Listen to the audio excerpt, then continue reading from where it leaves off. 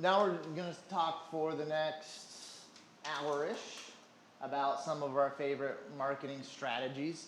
And one of the biggest aha moments that we've been able to observe working with so many different gutter business owners is that leads act in weird ways when they come from weird sources, okay? So for example, one of my favorite examples of why we love yard signs. So, who is using yard signs in their current, okay, so 1, 2, 3, 4. You got them coming in, so you haven't been using them yet, Brandon? When we say using yard signs, how many, don't answer. How many yard signs? Like, let's say in a week. How many yard signs are you putting out in a week? Just holler some numbers. 10 a month. Probably about 100 a month. 100 a month, 100. 10 a month. 300. So you have, now we've observed this, and so in some areas, like Romans, so 50 to 100 calls per month. It's no wonder that he's putting out 300 yard signs. That is printing money. That's right. Okay, that is a marketer's dream come true. Yep. 52. There's something about Atlanta, because I've mentored a kid from Atlanta. He messages me every now and then, and I told him to start putting out more yard signs. He's like, yeah, put out like 5 a week. I was like, okay, 10x that, 50 a week. And he did, and he started getting a lot more calls. Yeah. And I don't know if it was 50 to 100, but he was like, I think he's a southeast Atlanta. But yeah, something about Atlanta. Here, yard signs work. They used to work way better, and I think they've kind of run their course with the community. Yeah. But Wilkes, they work really, really well. Once we start putting out a ton of yard signs, they work really, really well. They just gotta. There's the law of diminishing returns. Right. Little nugget for you. Don't put the same yard sign out every time. Change it up a little bit. Change the color of it. Change the verbiage of it. Change the phone number on it. Whatever. Have it look different, because if you, who knows, if you drive past the same billboard every day, you stop recognizing it. But when it changes, you're like, oh, what's that? Oh, it's a new billboard, right? The law of diminishing returns, it happens with your yard signs as well. Yeah. What I want to mention here is, because I'm promising sharing kind of the psychology of what happens. So yes, the more, so just so you know, averaged across everybody that we're working with, they're getting about a 10% call rate. I'm sorry. This is our generality, just so everybody that's not doing door hangers. We usually experience about a 10% call rate. So if I put out 300, I should expect 30 solid calls. And we're talking about good calls, and this is where we get into the psychology of what happens with a yard sign. So at least with gutters, I can't speak to every single type of yard sign out there, but at least with gutters, I believe that the psychology goes something like this. They're driving down the road, they see the yard sign, and they're like, oh, that's who does gutters. Look, it's them. They're the ones that do gutters. Why does this happen?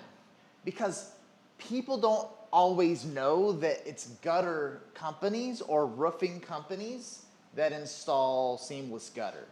And so sometimes they don't know what to search for, and they end up knowing that they need their gutters fixed. They don't know if it's just a general contractor or like some type of metal manufacturer. When I sold roofing, siding, gutter, windows, doors, all that for the supply company, I would get calls. That's how I started my gutter business. I would get calls all the time. Hey, who do you recommend for gutters?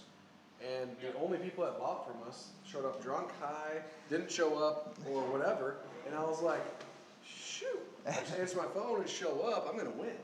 And that's what I did, right? And so the bar was so low. It still is low. Who else has competition like that? All right? There you go. That is the competition. All right? So you show up, and if you show up dressed like Isaac is right now, you look way different than everybody else who's going to show up. Or Dan, right? Dan looks good too. So, but, you know, you show up looking like that. Sorry, you all look great. Right? But you show up in the polo and look in the part, like you're gonna get more jobs, all right? Montana, you show up with the belt buckle, the boots, you're good, all right? You know, so that's it. But Yeah.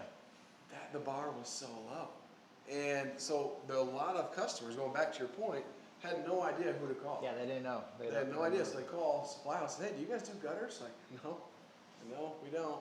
Oh, who do you recommend? They're just looking because they have no idea who to go to. So we're stuck in our own paradigm where we own a gutter business, so we know like it's a gutter business that you call, but like it's not.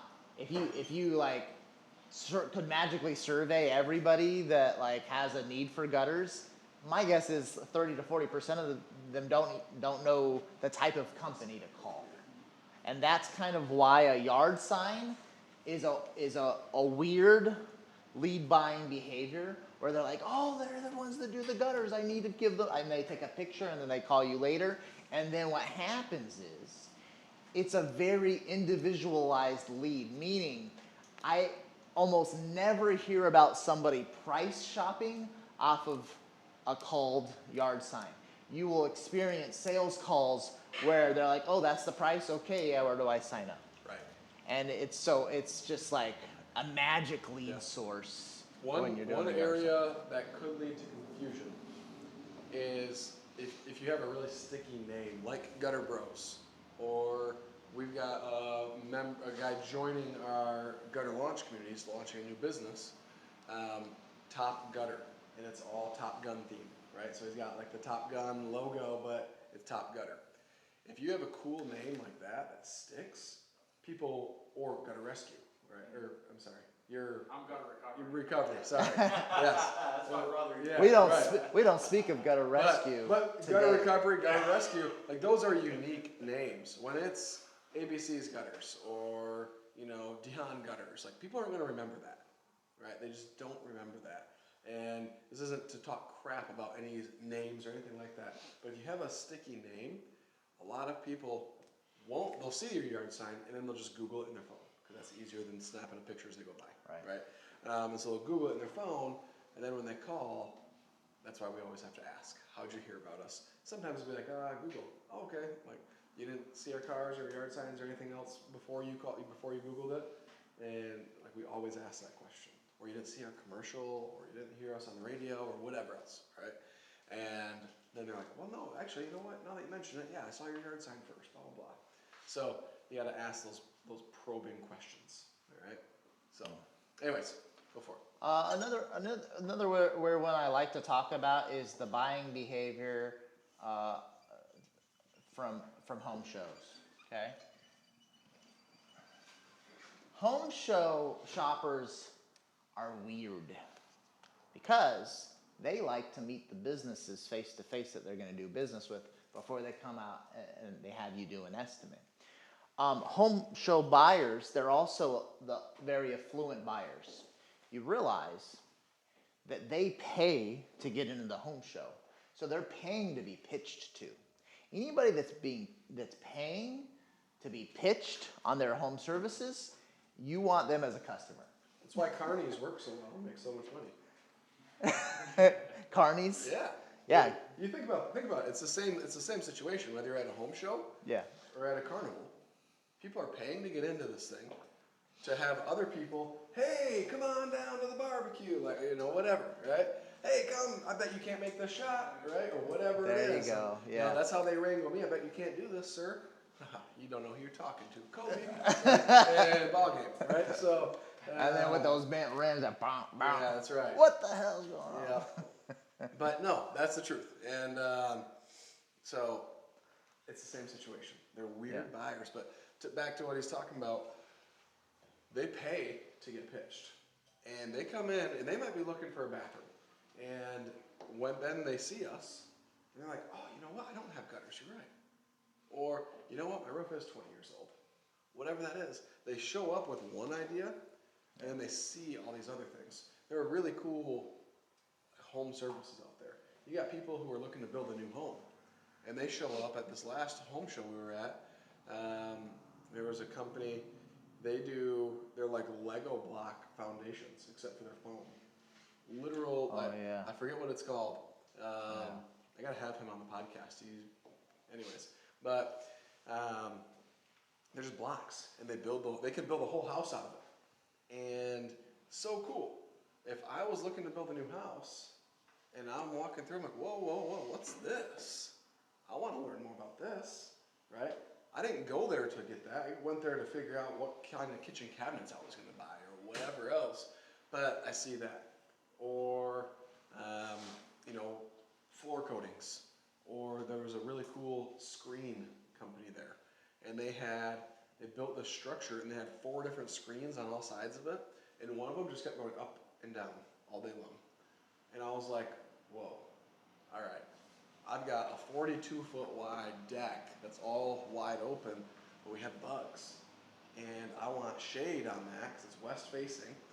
And at night, I don't want the sun baking on me, right? And what can I do? And so we like mastermind, and it's gonna cost me like 40 grand to get what I want there, but I'm like, I can't tell my wife about this because then I'm gonna have to spend 40 grand, right? But then I told my wife about it, and she's like, that would be really cool, we should definitely do that. And so it's down the road, probably gonna happen, right?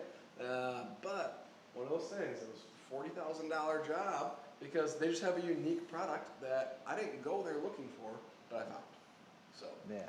anyways, And- you can still stick out. You know, people don't go to home shows to find gutter guards. But Yeah. if the home show is in the fall, and the husband's mentally thinking about, oh, I'm gonna have to clean my gutters when I get home from this home show, and then you're there and like, hey, we'll clean your gutters for free. They're like, oh, hey, you know what? You got my attention, right? Yeah. Wow, clean it for free if I sell you this thing, right? But you show him the gutter product, and he's like, oh man, I never have to clean them again, right? Okay, Yeah. let's go. So you have to clean the gutter guards, but you don't have to clean your gutters. So we did one last year that, you know, the actual show itself was about $1,600 to be in, and building like everything. This was the first home show that I ever did for this business. I've done like the community events and things like that where we have some cool things, but they didn't want us to bring the rubber duckies and the squirt guns indoors, so we couldn't do that. But we built, like you guys heard, the running water display in our showroom. So we built that, and then I have a really cool booth. If you go to Huge, you'll see it. But it's this huge aluminum frame, backlit, everything. That was like a $10,000 setup. And so we have that set up. So you could spend a bunch of money, or you could show up. They've got black pipe and drape, and you buy a couple signs and some tables and whatever. So that was that show. But then we did an RV show, and I actually really liked the RV show. I liked it way more than the home show. RV people had a lot of money, and they were open to spending it. We got way more leads at that show than we did at the remodeling show, and it was way cheaper. Yeah. What's your pitch at the RV show? Same thing. I'm still just pitching. Like, hey, you're here looking at RVs. You're here for RVs, but here's Yeah. check out these gutters. We need some gutters. Yeah. Yeah. Right? One of my favorite things to do, like I went to that home show, we did that home show, and Snowmageddon hit, like it was the big snowstorm of the year, so what was supposed to be 3,000 to 4,000 people was 997 people. And so what I did is I took off my sales hat and I put on my recruiting hat, and I went around and I recruited everybody that I possibly could. And then I built rapport with all these other companies that are different than what I do. So the kitchen and baths and the garage floor coatings and the screen companies, like, hey, let's share leads. This show's been a bust, and the deck companies, actually the deck company was at Gutter Secrets Live last time, and he's gonna be launching a gutter business as well. But just made friends with all these people. Hey, let's share leads. Let's work together. Let's send emails on behalf of each other. Let's refer each other. Let's do this. And it's just like, boom. And, you know, a guy in a cowboy hat in Grand Rapids, Michigan stands out like a sore thumb. And maybe not as good for you there. You might have to dress in like a hot dog suit or something. But for me, everybody was like, oh, the guy with the cowboy hat. I walked anywhere. Hey, Colin. And then Daniel was our balloon artist. So Daniel knows balloons. And maybe you guys can come to make some balloons animals for you guys tonight. But anyways, he's our balloon artist. So we were the coolest booth ever because we had a guy in a cowboy hat who was super fun and outgoing. And then we had Daniel who could engage any child and get them to want a balloon animal, right? Wow. And so everybody knew about us. I mean, we literally had, it was like, they were just bringing us food. Like the concession girls were just constantly bringing us food. It was like, what do you call that? We were service. we were royalty. Yeah, it was awesome. We were royalty. Like people were like, how the heck do you guys have everybody stopping at your Yeah, we talked to everybody that was single at the person. home show. And so our brand name just went kaboom at that show. Everybody knew it. I had roofing companies that were way bigger than ours. Like, we only do like $3 million a year in roofing. We're not huge here. And I had roofing companies doing $25, $30 million come up to me like, Colin, what the hell are you doing? Like, how many leads are you at? I don't know. And we look, count them up. They're like, dude, we've got like 1/10 of that. And we rented a 10 by 10 booth for $1,600. They rented a 20 by 80 booth. And, so you can only imagine how much more they spent. And they're like, we're striking out at this damn thing. It's like, yeah, because you guys look like you suck. And so it's fun. Word for word, that's what you said, yeah. Anyways, I forgot how I got on that whole tangent. Just random, like recruiting. Oh, that's what I was. Recruiting. Oh, yeah. I put Oh, on a yeah, recruiting there you app, and I was looking for people who do a lot of shows. And I'd find people, usually young women, early 20s. Yep, I'm the event coordinator for XYZ company, whatever. Okay, tell me about what that position looks like. What do you mean? Well, how do they pay you? Do they pay you per lead? Do they pay you a salary? Do they pay you per show? Like, what does that look like? So I'd figure out their pay scale, and then, okay, how do you like it? And figure out what they like. Okay, what don't you like about your job? Figure out what they don't like. And so I'm just like taking notes on, okay, I'm going to build the best damn event coordinator position ever. So then when I do, I can throw it out to all these people. Hey, all those things you hate about what you do now, you don't have to do them over here. But all those things you love, we're going to do. And they're like, oh my gosh. And I'm going to pay you this way, which better suits your personality, this, that, and the other thing. Bam. And we can have event coordinators. So I just gathered data. And it was one of the funnest things ever for me. Because our booth was rock and rolling, but it could have been way better if we had 4,000 people. we made some really good lemonade that home show. Yeah. It was crazy time. The aha moment that we want for you guys here. So we pull about 25 different marketing levers. We go over all of them and detail and like this is how we get the best results and everything. And we'll do our Google and we'll do our Facebook and Instagram and we do all of it, right? But the biggest lesson here is that because we're not pulling enough marketing levers, we're missing out on subsets of buyers, okay? So home show buyers that we were just talking about, they're a weird cat where lots of them, they know that they're gonna go to the home show. They will wait to do their home improvements when going to the home show. They'll have a laundry list of things that they're looking for, and then they're gonna keep their eyes open for everything else. And that's how they do their shopping. That's the aha moment. That's how they do their shopping. So if you aren't there, then you miss out on that population subset. And it just so happens to be that for the home shows, that's a very lucrative subset. And also, those buyers, who's done a home show here? When you go to a home show, what's the average age of those people there? Older. Yeah. What do old people tend to have? More money than us young people. That boomer money, right? So, and they care. That's what is different. What we've seen, what I've seen over the years, the older generation, they take care of their stuff in a different way than we do. We live in America where, except for you, where everything is throwaway. All right? It can all be replaced. It can be replaced, right? We don't need to fix this weed whip. Like, it's only $180 for a new one. We'll just buy a new one. Throw this one in the garbage, right? Whatever. Like, that's the type of culture that we live in and that keeps America going, apparently. I don't know. That's the reality of it. Older people tend to care more about their stuff. When you show up, they have a kitchen table that you can sit at that isn't covered with junk, right? When you show up to the younger generations, most times their house is more cluttered, their landscaping isn't as nice, like they just don't take care of the property as much as the old people. So when these people, home show people, show up, they want to meet you before they invite you to their house, all right? Because stranger danger was the thing, all right? The internet, that's a weird thing to them. So they want to meet you before they invite you to their home. They're not taking Ubers. And yeah, and also they want to hire a guy who looks professional.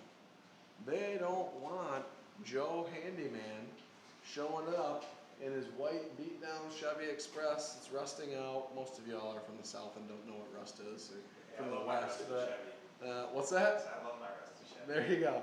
They want premium. They want somebody who looks professional because it matters who they have on their property. And they want to make sure that you're not going to damage their crap. So, huge aha moment that these people show up.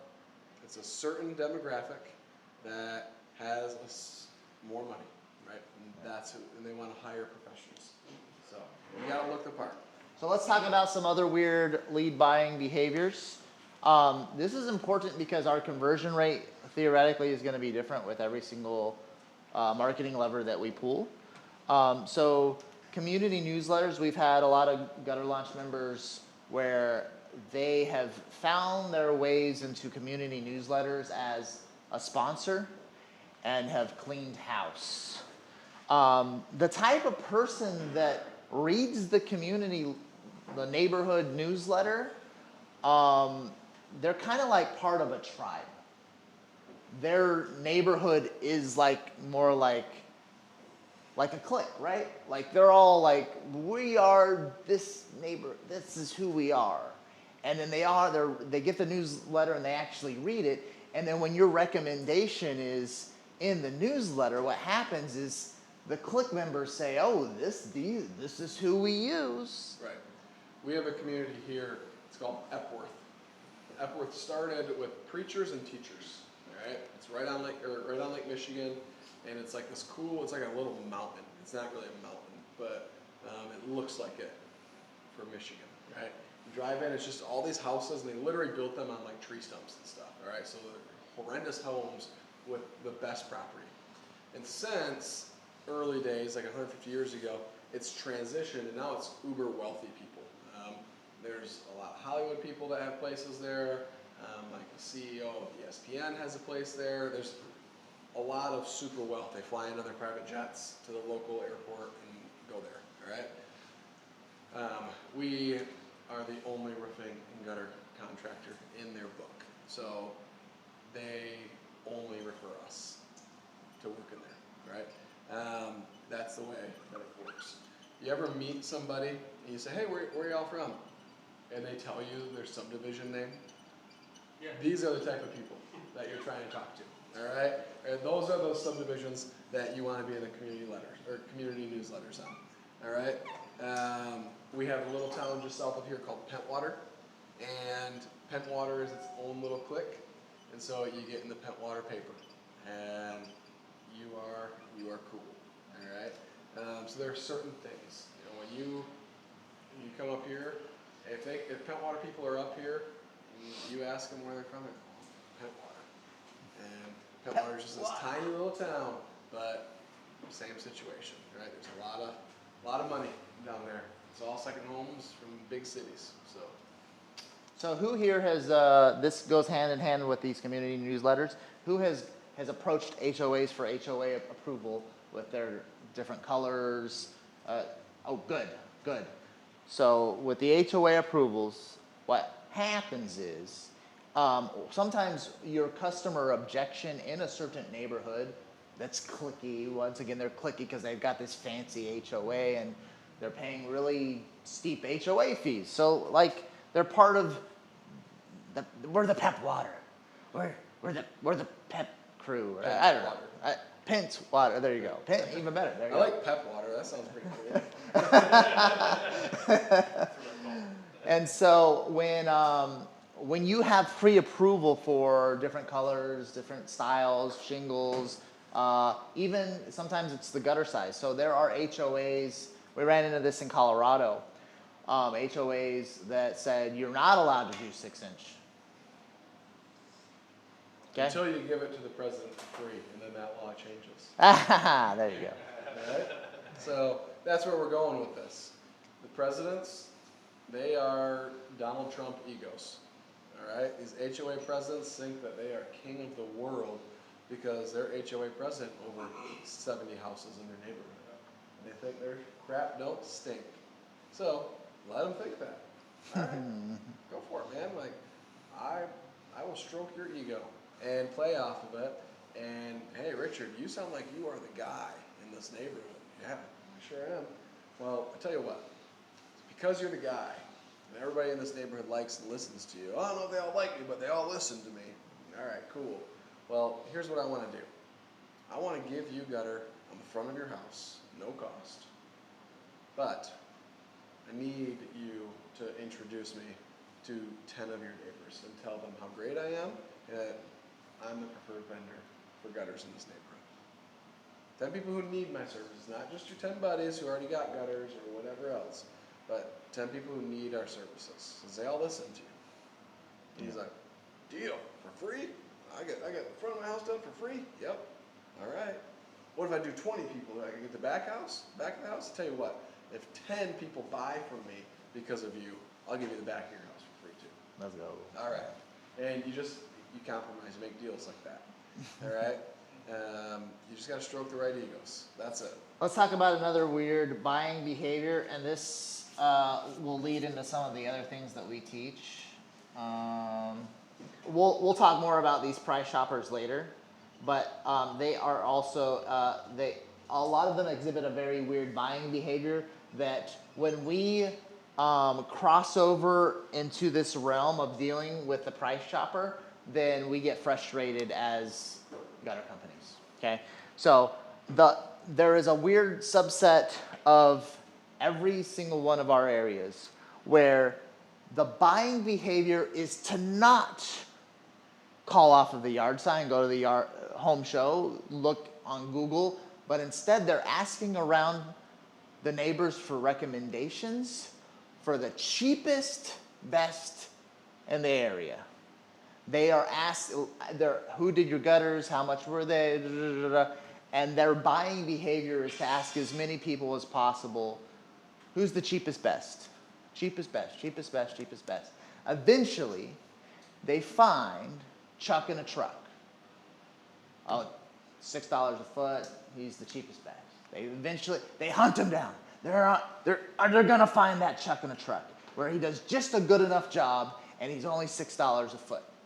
If you are recommended and they're like, well, yeah, and we did superior exteriors, and they call you up, their buying behavior was they're one of 5 that they were testing. They're trying to hunt down the cheapest, best. Right. And you just so happen to got thrown in the mix, and then you're going to be frustrated. But the sooner you realize that that's just a buying behavior, and there's really nothing that we can do because we are trying to attract the more affluent customers, and this is not them. They will eventually find Chuck in a truck. That is the whole point of this buyer subset. I want to talk on this because it's really pivotal. When you are marketing, you need to be careful who you're marketing to. We had a client in Gutter Launch who does house washing. He's Knoxville, Tennessee. Right. Does house washing. And he was running ads and mailers that said $100 off a $1,000 gutter job. Yeah. How many of you all have gutter jobs that are $1,000? Like, very rare. All right. How many? Like most of your gutter jobs are probably $2,000 to $4,000, right? So when you're advertising something as $1,000, and I'm going to give you $100 off, you're getting a buyer that's expecting to spend $1,000. Well, 900 or now. 900 now, right? And then you show up, and with the Gutter Launch model, our average ticket's $3,400. So now we show up and we quote a $3,400 job. They're like, oh, can't afford that. What the heck, man? And what the hell does $100 do for me? Right? It does nothing. Yeah. So he was running that ad, and he got like 29 leads off of it and sold 2.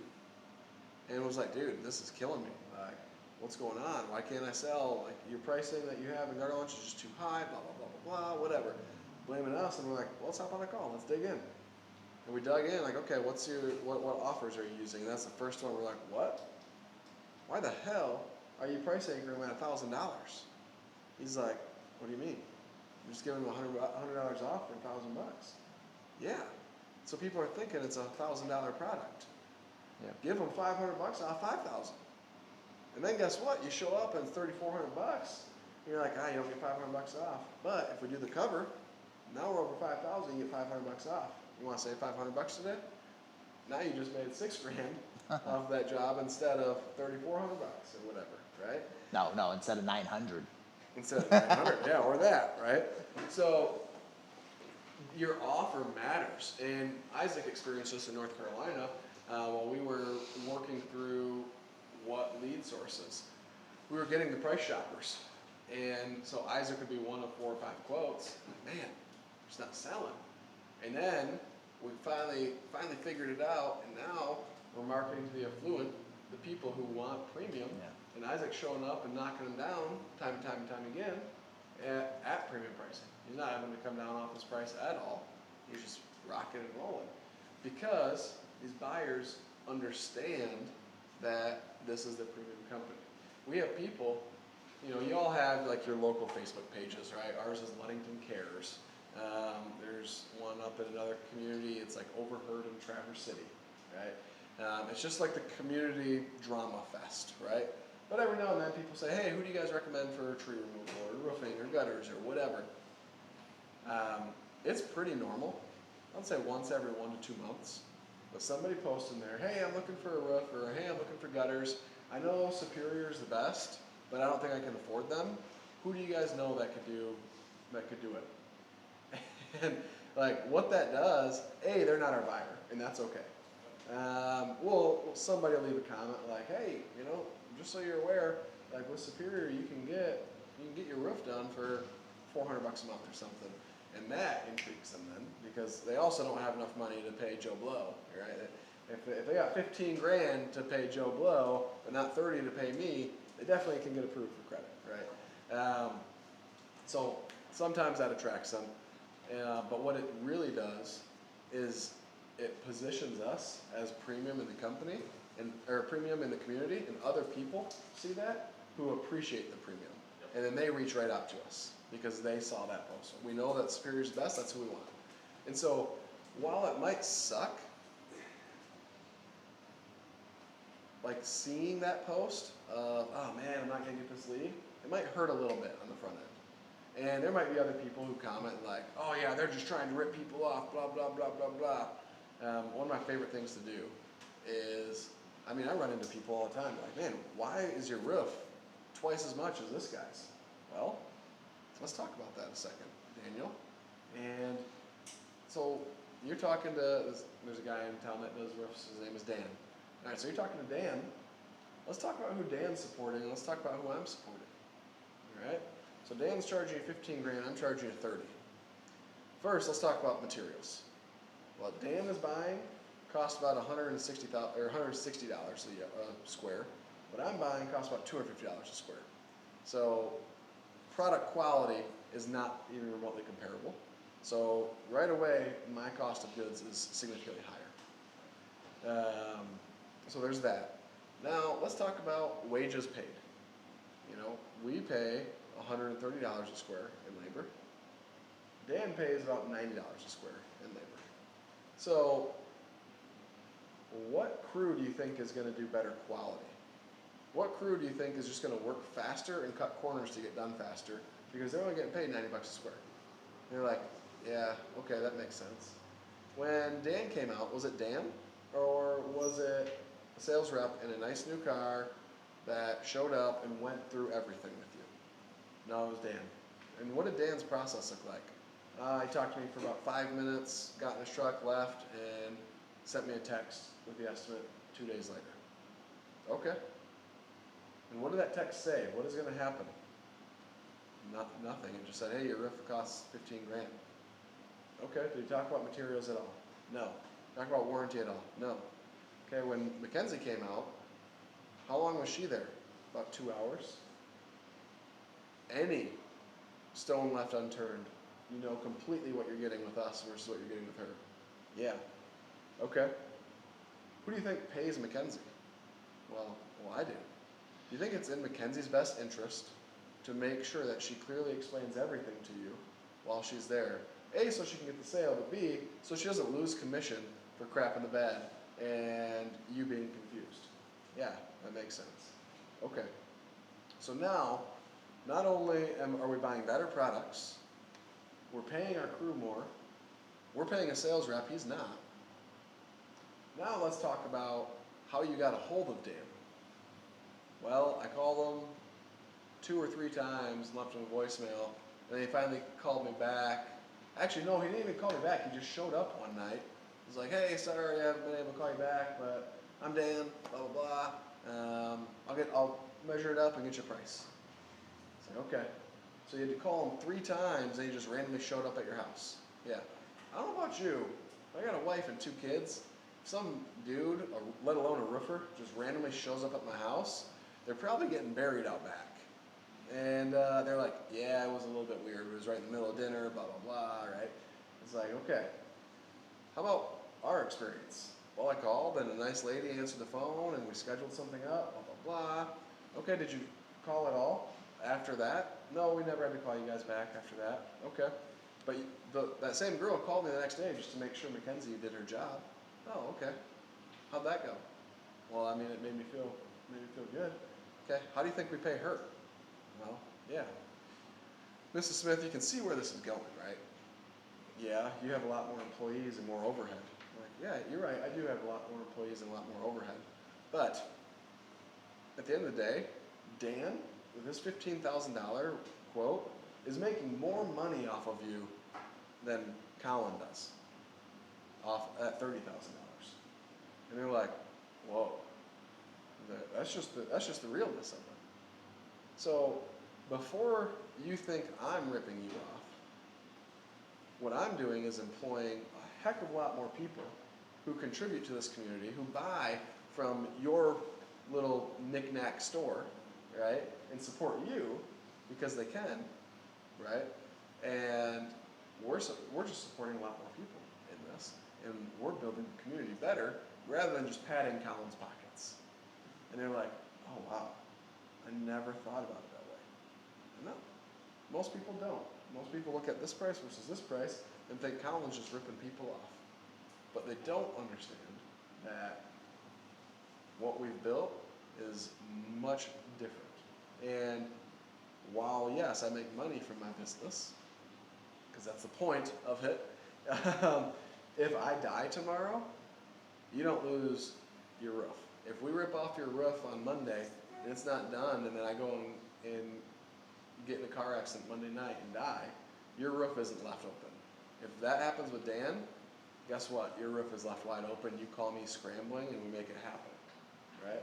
But that's the realness of it. My business doesn't revolve around me because I have other people in place and it builds itself. And they're like, yeah, okay. So how does that work with your warranty? Let's talk about warranty now. We talk about warranty. Well, again, if Dan gets in a car accident and gets hurt and can't go up a ladder anymore, your warranty is bye-bye, right? That doesn't happen with us. And they're just like, holy cow. There's so much to it. And then I go back and I talk to Mackenzie on not explaining all this to the customer, right? But you don't need to get that far in the weeds on that, but you walk them through all the ways that you over-deliver in every aspect of the business. And life gets way, way, way different. You know, I like how, Michael, you said TCM's answering the phones for you. That is one of the simplest ways that you can position your company better. And hire a Jill's office, or you know, there's a million different answering services out there. somebody else to answer the phone so that when you show up, you just create different layers. You got somebody answering the phones, then you train a sales rep, and then there's you. It creates a positioning that makes your company feel bigger than it actually is and brings comfort to people. You know, a lot of us buy the lie that our customers buy because the owner came out. All right? That doesn't matter. Like, it might to a couple people because they feel like they're price shopping. They feel like they're getting a deal because it's a small company. All right? But when you create that positioning and make your company look different than everybody else in the same trade, it feels different to them. And you're like, that's what I want. When I go to Walmart, a company I support every single day, or Starbucks, or whatever gas station, or, you know, all these different companies, do you think these people give a shit about meeting the owner? No, they don't. They care that they show up and the coffee's the same every day, or that the breakfast sandwich is the same every day, whatever it is. They don't care about meeting the owner, right? They care about the people that they're communicating with every day, that, you know, Amy is working the counter at the gas station, and Amy knows exactly how I like my breakfast sandwiches, and she always makes it and they're every day, or whatever. So that's what you train your people to do. That's why building a gutter business to look like McDonald's is the best way. That's why McDonald's is one of the biggest companies in the world, because everything works the same way. No, it's getting shittier. Let's use Terrible food that they yeah, sell. right. What's the chicken company? We don't have one. Chick-fil-A. Thank you. Let's use Chick-fil-A for example. You show up to Chick-fil-A, it feels way different than McDonald's, Burger King, Wendy's, whatever. You feel like these people genuinely care about you, and even though the chicken's the same as the chicken at Burger King or Wendy's or whatever, maybe a little bit different. You're speaking blasphemy, sir. Yeah. Even though it's deep fried chicken, and it's no better for you, you physically feel like not KFC, sorry. Chick-fil-A. Chick-fil-A is better for you than these other restaurants, right? Everybody say amen to that. So you feel that way because of the experience while getting that food, because of how fast it is, how big their smile is, all of that stuff. You physically feel it, and that's our goal. The goal is not to get customers to buy from you, it's to make them feel like buying from you.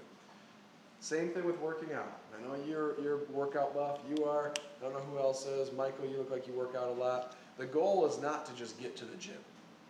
The goal is to feel like doing it. If you feel like working out, your workout goes a heck of a lot better, all right?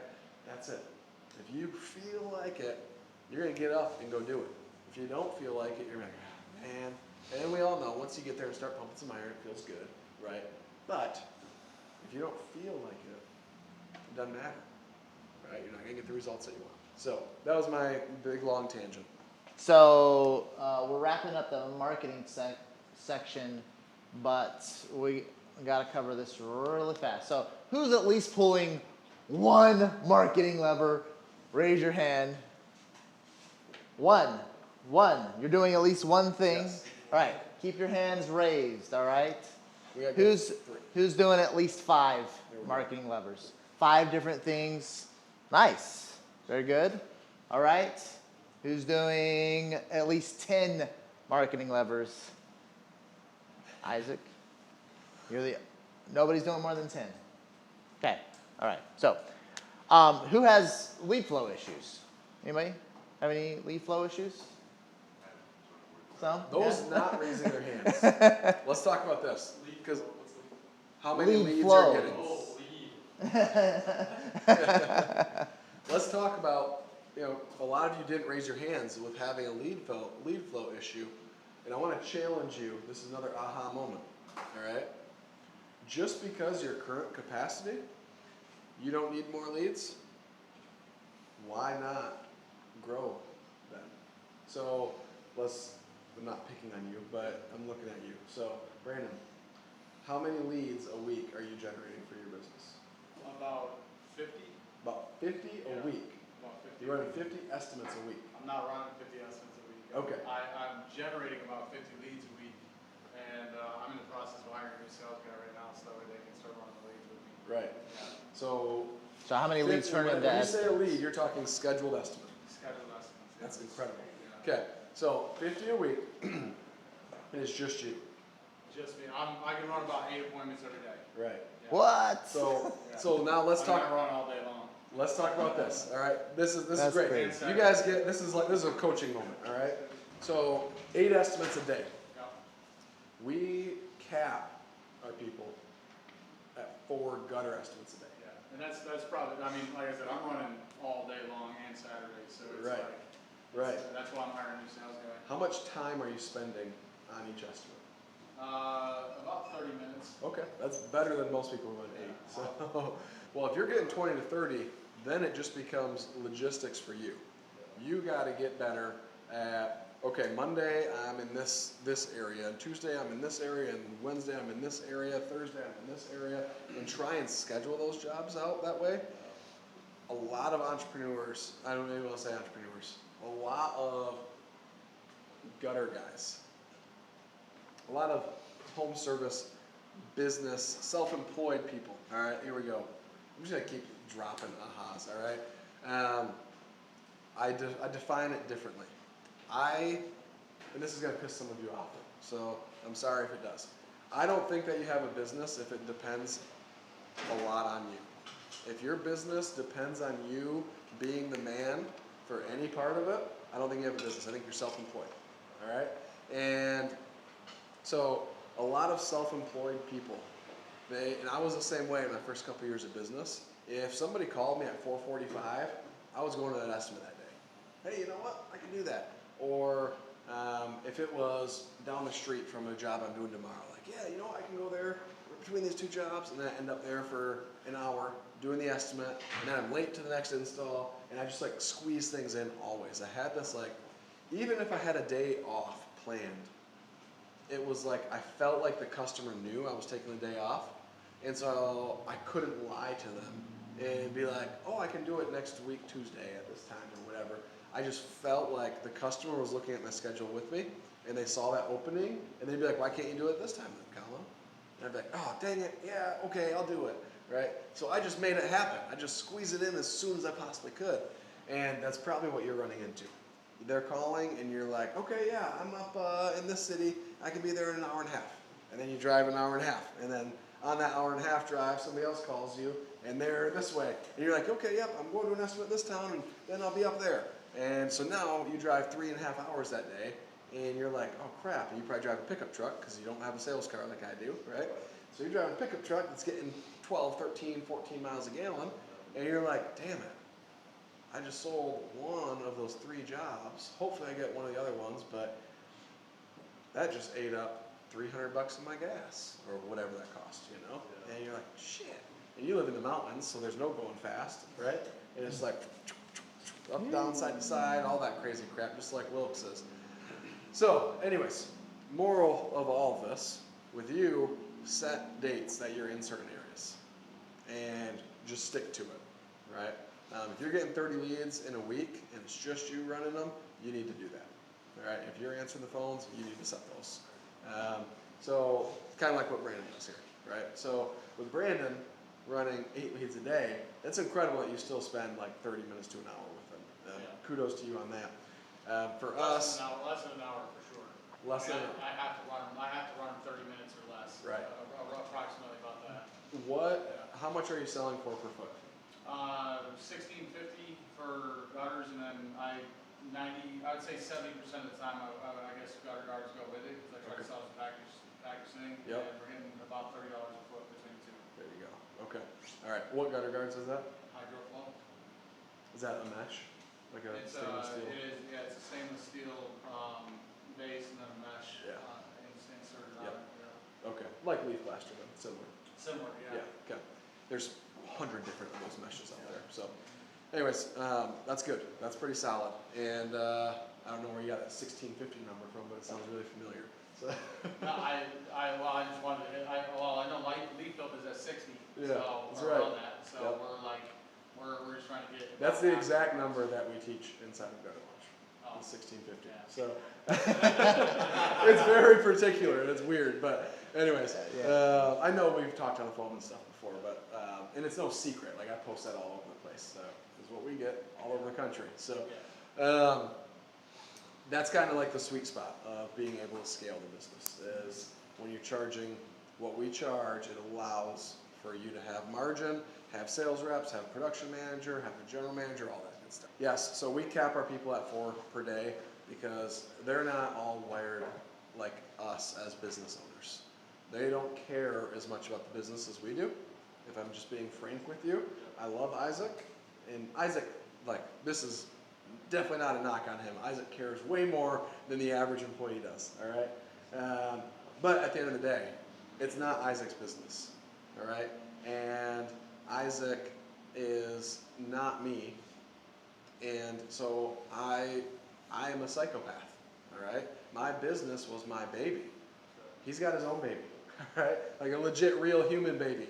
And that's more important to him, and that should be. And I would actually be having conversations with him if he was prioritizing business over his family, all right? So I don't allow that in my business for certain reasons, all right? We're psychopaths, kind of, as business owners, and we will outwork our employees every single day of the week. Right, we're supposed to. We'll get to that. So yes, we do that at the beginning, and you have to do it. You have to do it at the beginning. And the goal is that you work so hard in the beginning. It's kind of like the Dave Ramsey thing. Live like nobody else today so you can live like nobody else later on, right?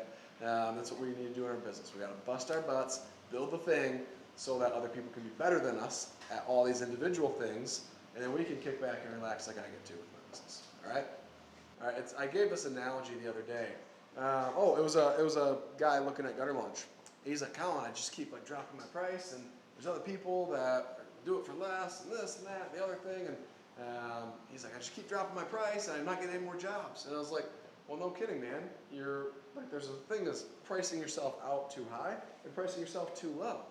Think about it. If you got a $1,000 vehicle, how many of us would go and buy a $1,000 vehicle to drive every day in this room? None of us. All right, we're not going to do that because we are real buyers. We're going to go and buy a $10,000 to $80,000 pickup truck, right? Like that's the market that we're in. So it doesn't matter how cheap they list their truck for on Marketplace. If it's 1,000 or 900 or 800, we're not going to look at it because we're not looking to go to the demo derby. All right, like We don't like to buy problems. yeah, we're not looking to buy problems, and we're not looking at that thing. So same situation for us with gutter. People understand like this is going to cost money.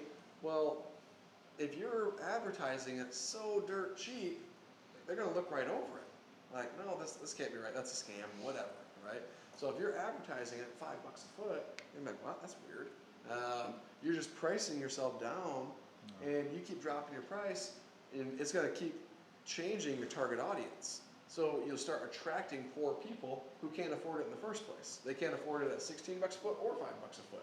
So it doesn't matter. So you're just burning up gas, giving people estimates that can't afford your crap, right? So that's the analogy I gave. You're trying to sell a $10,000 car to somebody with a $1,000 budget. Well, it doesn't matter. If you drop your price all the way down to $2,000, they still can't afford it, right? So don't market to those people. Plain and simple. Now, so yes, we're gonna get into sales this afternoon. So difference between marketing and sales. Marketing, we're attracting the leads to us. Sales, we're making an offer. Slamming that door shut on them and getting their money. Sign here Yeah. now. So anyway, Sales were solid. so marketing is the attraction, sales is the offer, and closing the sale. The thing that everybody in this room should be doing to increase their lead flow and increase their business, increase their brand, increase who you are as a human being, increase your ability to sell, increase your ability to talk, increase your ability to have good hooks, increase everything, is calling at least 20 other business owners every single day. The local flower shop, the veterinarian, the contractors, the pizza shop owner, whatever. 20 different business owners every single day, and asking about their business and how you can refer people to them. That's what you should be doing every single day. Isaac has gotten this thing down because I hounded him for months and months and months, and he's gotten this down to a science now. Everybody's heard your network is your net worth, right? So when you network with other business owners, your net worth increases. It's plain and simple. The more business owners know the most people in the town, right? So, and they know who to do business with and who not to do business with. Yeah. So maybe if you come off as an arrogant prick, they're going to send all the bad people your way, right? But if they can tell you genuinely care and you want to send people their way, they're going to be like, oh, you know what? What did you say your name was, Dan? What's the name of your company? Oh, you do gutters. My mom needs gutters. Can you give her a quote? Yeah. When's she gonna be home? Like when can I go by there? Oh man, let me call her right now. Tell you what, give me her number and her name. I'll call her and set it up. You just shoot her a text and let her know I'm gonna be calling. Okay, cool. Sounds good.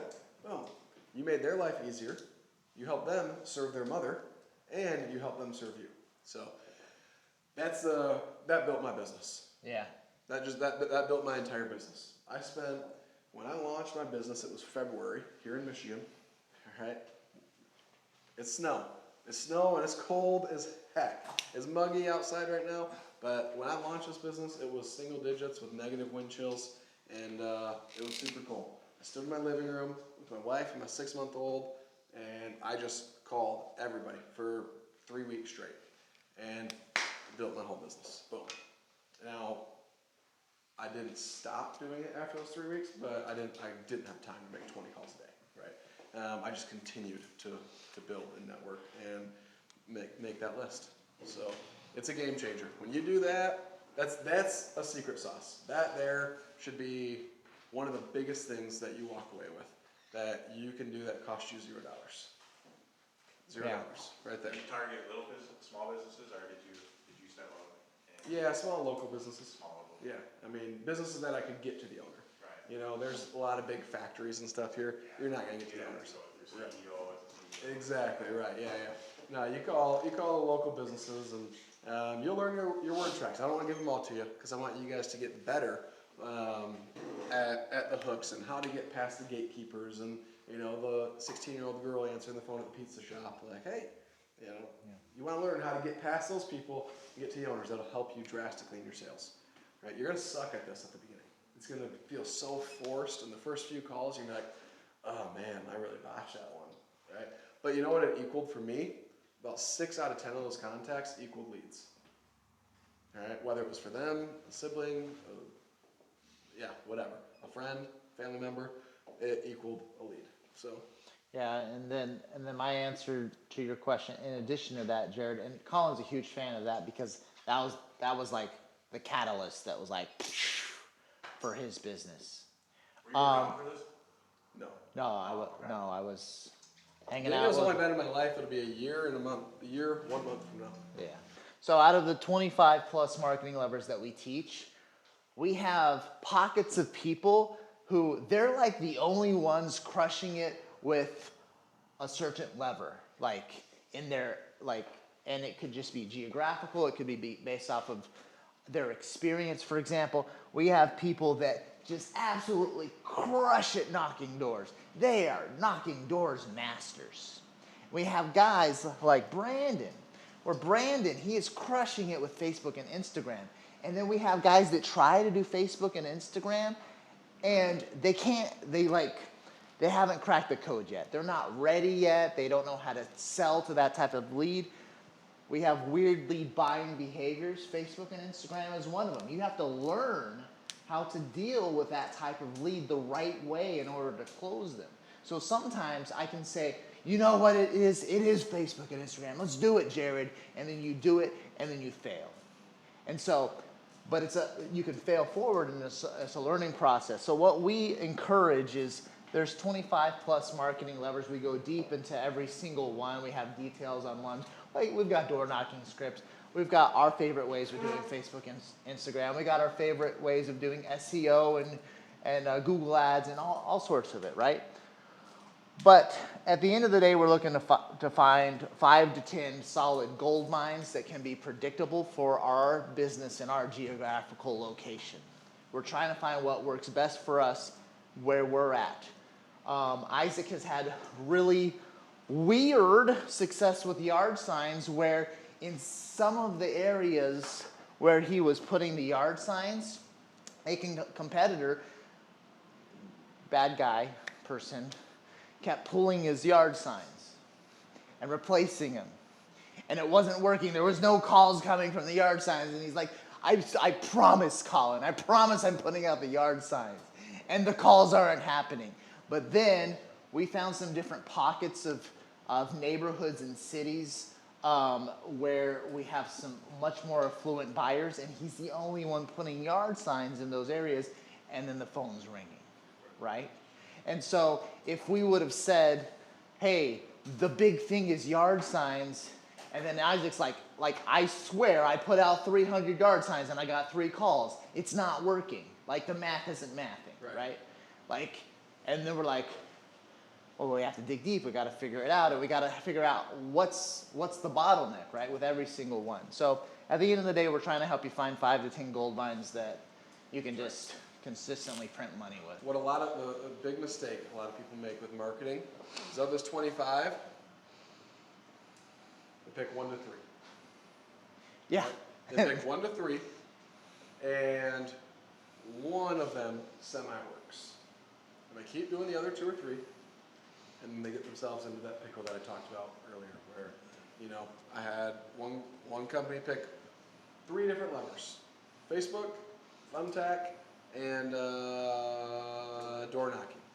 They picked those 3. Well, Facebook was a bunch of money. Cost them a ton of money, $8,000 for 32 or 33 grand in total work. Thumbtack was another like $2,500, and then door knocking cost them $0. Well, door knocking wasn't working. Facebook gave them the most leads, so they're like, oh, it's working. This is the best one. But they had no idea what they were actually spending on Facebook. And then they couldn't pay their supplier. They couldn't pay us to continue being gutter launch. And they were like, ah, crap. They couldn't pay themselves. And now they're up a creek. They didn't reach out for help, right? So that's it. They pulled 1 to 3 instead. So they picked 2 that cost a bunch of money, 1 that was free, instead of any of the other 11 free ones or any of the other 12 paid ones. They were newbies shooting from the hip. Right. If you're a newbie shooting from the hip, sometimes you're gonna and we're gonna see who's gonna hit the targets tonight. So there you go. We're gonna see who's the newbie shooting from the hip tonight. Sometimes you hit a gold mine. Yep. Nah. That's right. That 1-for-1 shot that I did If you last hit time. a gold mine in Dehan Mountain, that's sweet. I'll take it. Boom. So How many do you expect us to, try all 25. all 25, okay? Yeah, you try all 25 and you find Not your all, 5 to not 10. all at once. Not all at over, once. over the next year, you know. You try all 25, and there's a lot more than 25. Find your own secret sauce. Yeah. See what works for you. That's right. Every market responds different. So, you know, most of you have followed my social medias. You know, we have this location here. We have Wisconsin, or not Wisconsin. Sorry, that was weird. We have Wilkesboro, and then we had Colorado. We had Florida. Colorado and Florida, they failed for separate reasons, but ultimately, I tried building around the wrong people, and And it had to do with this. And it had to do, well, kind of. I mean, we pulled a lot of marketing levers, but some But of them, they were just they weren't running them right. They weren't running them right. Yes. So right. and that's part of like being ready for. Sometimes you're not ready for certain levers. Right. Like you, going back to Facebook and Instagram, Michael's got it, Brandon's got it. I don't know who else has got it. Like some people got it, and some people they fall flat on their face. Exactly. Well, and it's just testing different things. I mean, we've been doing Google ads in North Carolina for 8 months. You've been running them, and just cracked the code here in the last couple months. Where, oh, okay, now it's working way better, right? But yeah, back to having all those different locations. Yard signs took off like a freaking rocket ship in North Carolina. Yard signs completely struck out down in Florida. Yard signs semi-worked out in Colorado. Facebook, like a rocket ship in Florida. Facebook didn't really work in Colorado. Semi-worked in North Carolina, right? It's different everywhere. And that goes back to the weird lead buying behaviors as That's well. right. People are just different. What Yeah. people like is different. Yes, sir. So how long do you try one of these and figure out if it's working or it's not working? I mean, how long do you Great let it question. Great question. It depends on the lead source. So with yard signs, I would say buy like 300 to 400, put them all out in 1 month, and you'll know. You'll know real quick, right? With Facebook, there's a lot of testing. I mean, Brandon's got some secret sauce that seems to be working pretty well, where he's getting results really, really quickly. But you still need to be testing those, because while he might be really good at generating the leads, we need to test that these are quality leads, that they're not price shopper leads, or that they're not just repair leads or whatever else. And also, And like the- Daniel said, they have Your different sales ability too, and how your you sales. sell. Exactly, right. So And then if- and then the messaging. So we ran into some issues with one of our providers for Facebook ads where the messaging was Cheap. attracting price shoppers. exactly, right. And we were like, turn those ones off. Yep. Those ones are the bad ones. Right. They're no longer a provider for us. So Yeah. that's besides the point. Weird buying, yeah, Brandon hit on it. How you sell. What we've discovered with what he was just saying, it was attracting price shoppers. These people were getting 6, 7 other estimates all off of Facebook. So it was just a price game. And now we've got a couple members using Brandon services who are like, actually, they're not really price shopping. Like, I'm the only person showing up at that point. They don't tell me they've got 4 or 5 other estimates happening. Yeah. So And he's got that's- some secret sauce going on, That can which be is messaging, that can be Yeah. which zip codes you're targeting, which Yep. neighborhoods you're targeting. So sometimes we go and we hire somebody and like, oh, they're gonna run some Google ads for me. And they're like, yeah, I know how to do it. What are they saying? Sometimes they're like, their definition of knowing how to do it is they know what buttons to click to turn the ads on. yeah. We're gonna let's write a quick headline and you click here, oh, I did it. That's not strategy, right? Yeah. So, and then you have guys like Brandon who are doing things more strategically. Brandon understands that the message behind every single ad matters because we gotta make sure that the person that fills out that form is actually who we're trying to attract. Right. Yeah. So. You gotta find the nerds who have tested on themselves or other people. That's one of like my big claims to fame inside of our Gutter Launch and Gutter Kings and Home Service Giants communities is I don't refer anybody that I personally haven't used.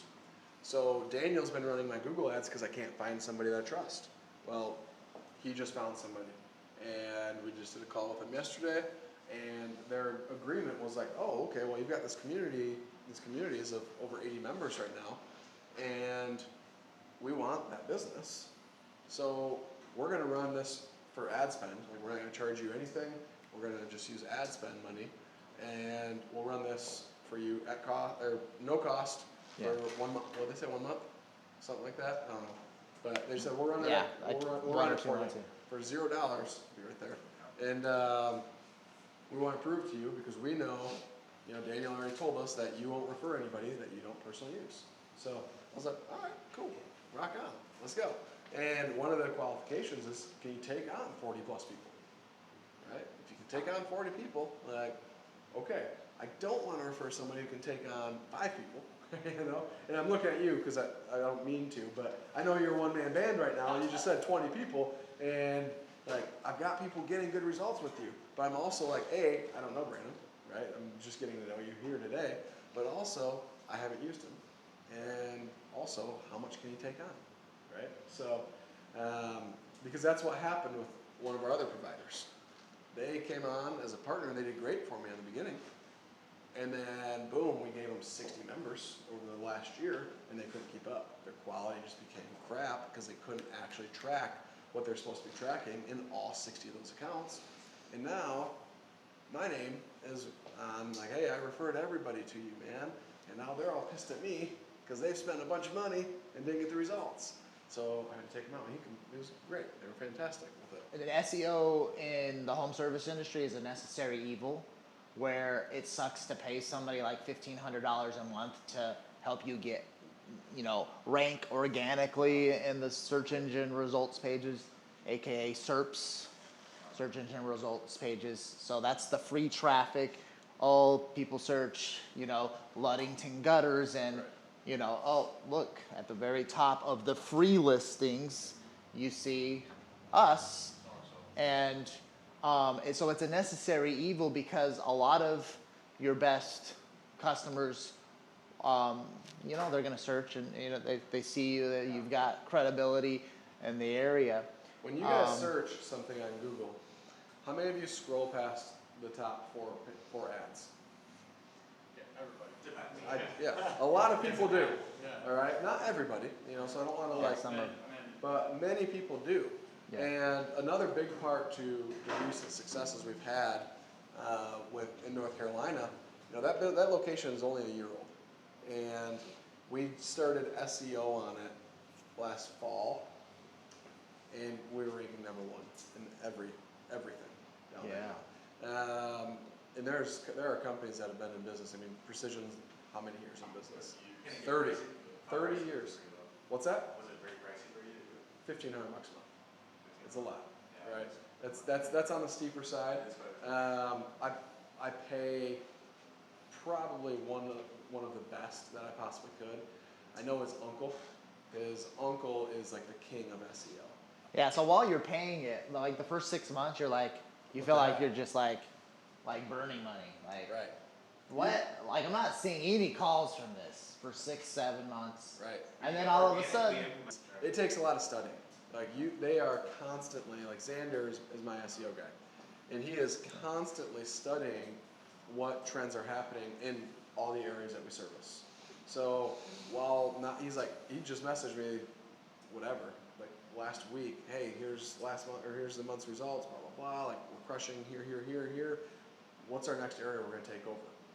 Because it's kind of like this is easy now. We're number one everywhere. Like what's the next area? And so in North Carolina, he's like, are we going to Winston-Salem or Charlotte? It's like, Charlotte. He goes, okay, cool. He goes, it'll take probably like 5 months to be front page in Charlotte, but once we're there, we're there. And I'm like, okay, cool. yeah. And so 5 months from now, we'll be in the 2 million person market, front page, from a company that's an hour and a half north of Charlotte, right? And then on SERPs, to get the most clicks and the most visibility and the most you look like the king in your area, usually there's 3 spots that you want to be in, and so you actually want to be one of those 4 Google ads. And then sometimes the Google ads are the LSA ads. So LSA ads, it's like the same. So a Google ad or an LSA ad, they are different platforms. So you want to be listed as one of the Google ads and LSA ads. So that's the first spot that you can be on, and you want to be in there. And then you want to be on the Google Business Profile. So that's where you show up on the map. And so you want to be on there as well. And there's SEO that can be done in order to help you rank in there. So this one's free, and these 2 are paid. And then you have your website, and then there's the SEO for your website. And so you want to show up here, 1, 2, 3. So you can show up 3 spots on the same page, all within the first 10-ish links. And then if they see superior exteriors,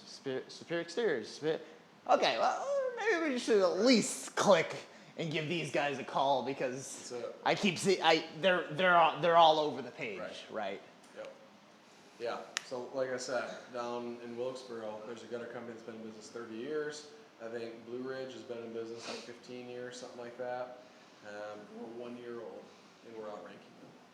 All right. So once we add roofing there, if we decide to do windows or something, we're talking about adding windows to our business. It's a different thing, right? And then we can, but bring my SEO guy into that conversation as part of it. Hey, how easy is it to take over windows? Oh, let me do a report for you real quick. Boom, boom. And 3 hours later, he's like, dude, holy crap, we could murder. everybody with Windows. Nobody is doing anything with it. We could be front page just like that. Okay, sweet. Maps is huge. Maps, so showing up on Google Maps. Your reviews are pivotal, but then that SEO also helps boost that. It's a really big part of it. We were struggling. We introduced up in Traverse City about a year and a half ago. Well, I guess it's been 2 years now. But I didn't have SEO going. We were just banking on reviews and posting Google Business Profile, and it wasn't working. And once we implemented SEO, roofing, there's 45, 60 different roofing companies up there, and we were buried. And within 8 months, we're top 5. No, it's very important. It's very to important. implement. So important. Yeah. It's one of those things that Wait, honestly, do you like money, Dan? yeah, SEO is pivotal. It's it's organic, right? It's organic, and the best leads that you can get are organic leads. But Daniel found this guy that was like this weekend only, yard signs. 855 Treeman. 855 Tree Man, and it was like specials this weekend only, $250 off a tree or something, like whatever. He had all these different specials, and that did 2 things. One, he'd put them out Friday night when the municipalities wouldn't pull them Friday night, Saturday, Sunday. So he'd put them out and he'd get rid of them Sunday night. And he'd put these yard signs everywhere, put canvassers in the area for the weekend, just boom, boom, boom, boom. So he was getting those touch points really, really quickly. Hey, you guys saw our signs, it's this weekend only. We're doing a couple jobs in the area next week. So we've got the special going, blah, blah. And it created urgency. Okay, I gotta make a decision quick because it's this weekend only, and you're doing jobs here next week. Okay, I've been wanting to get this done for a while. We can get this thing done, right? And that's huge for him. That's like his primary source of marketing. Full transparency. We've got all those yard signs. We haven't used them the way that we should. I had reps putting those out when, like, just as normal yard signs. Nope, can't be used that way. Just poor implementation on my sales manager's part. So we're still testing Yeah, it. not tested well yet. So, while my business is automated, it is not perfect. All right.